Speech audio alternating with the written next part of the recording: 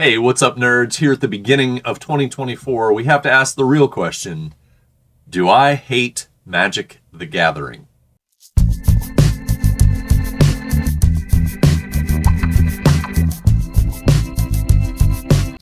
So first of all, Happy New Year. I hope 2024 brings you all wonderful things, and it's absolutely magical for everyone. But I did receive this message from a video where I talked about junk wax in the late 80s and early 90s and how Magic the Gathering kind of in some ways was headed that direction. Looking at you, pictures of Magic cards in a dump. The comment went like this. I mean, exactly, because I've got it on a piece of paper. I don't understand the motivation for doing your channel. Why have you dedicated your channel to something, MTG, that you clearly hate? Why not go find something you enjoy and talk about that? Good question. Let's start off with this. I've got like 3 things I got to talk about, but this is like number 0 because it's before those. Whether we like it or not, and I made a video about this, whether we not like it or not, people are attracted to negativity, and they will view negativity at a higher rate than anything else. A lot of the content creators talk about this. I know Rudy from Alpha Investments is poisoned right now. I still love the guy because if you listen to him, he knows what he's talking about. Rudy talks about this: negative videos, more views; positive videos, not as many views. Even the professor over at Tolarian Community College talks about this. The videos that he posts, sometimes have 2 to 3 times, and I'm quoting him directly, 2 to 3 times more views if they have kind of a negative focus than a positive focus. And that's an unfortunate thing, because when you're a small fry like me, because the same guy on the piece of paper I threw back there, also pointed out, well, this guy, clearly isn't making money because he doesn't have a lot of viewers. Hey, you're right, bud. I'm not making money, and that's not really why I'm here. But do I hate Magic the Gathering? I don't know. It's sure easy to get views when you post negative thoughts, though. So I broke down and I didn't break down. So I took the last 30 videos that I posted on YouTube and eliminated the ones that weren't strictly about magic, like the ones I did on sorcery or talking about werewolves or talking about vampire. Well, no, the vampire one was about magic. Well, you know what I mean. And I ended up with 18 videos. Of those 18 videos, one was purposely positive. Said I love in the title. Of course, it said I love bad magic. So I don't know. Anyway, 3 of them were specifically negative, and the remaining 14 were what I consider neutral, like pack openings or just discussions of like, these are the top whatever cards, or here's the history of sci-fi and magic. And I broke down the numbers and took a look at them. Of that one video that was positive, but with kind of a weird negative-ish title, I had 467 views. Of the neutral ones, I averaged 252 views per each. Now, if you take out a couple of outliers, like the one where I asked about should I buy Ixalan, that had almost 900 views, the average goes down a lot. Many of those videos have less than 100 views. But if you take a look at the 3 negative videos I've posted recently, the average is 2,721 views. Something to think about. Now, like I said, when you're trying to engage with people, you're trying to get more views, right?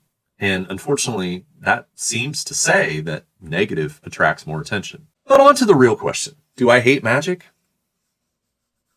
Magic has such a strong pull for me, a strong nostalgia pull. And I guess what you realize as you get older, and I'm talking to a lot of younger people out there because I've seen the demographics on who watches these videos. As you get older, you realize that things the way they were when you enjoyed them are never really going to be that way again. There are things that have changed in Magic that lead me to, yeah, you're probably right. I am not a big fan of Magic now. That doesn't mean I'm going to stop talking about it. So of those things, I've got 3. Number 1, and the professor over at Tolarian Community College talked about this recently, I will try to remember to put a link in the description, is complexity creep. I used to enjoy playing Magic, and at various points in my life, I was out of the game for 10, 15 years. Then I kind of dabbled back in. I played some with my kids. I got a couple of friends that play. Haven't played much in the last few years.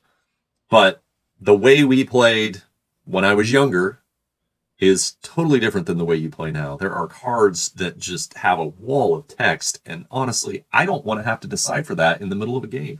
I don't want a Magic game that we used to be able to play a duel in like 10 minutes. I don't want that to take 3 hours. Sorry. It's just not the game it was. And that doesn't mean it's wrong. It just means it's not right for me. Number 2 is the art. I used to really love the art style. Even the time period that I missed in the early 2000s, I like looking back at that artwork. I think we've gotten into this pattern where Magic has like the blue cards are all blue. The artwork is blue.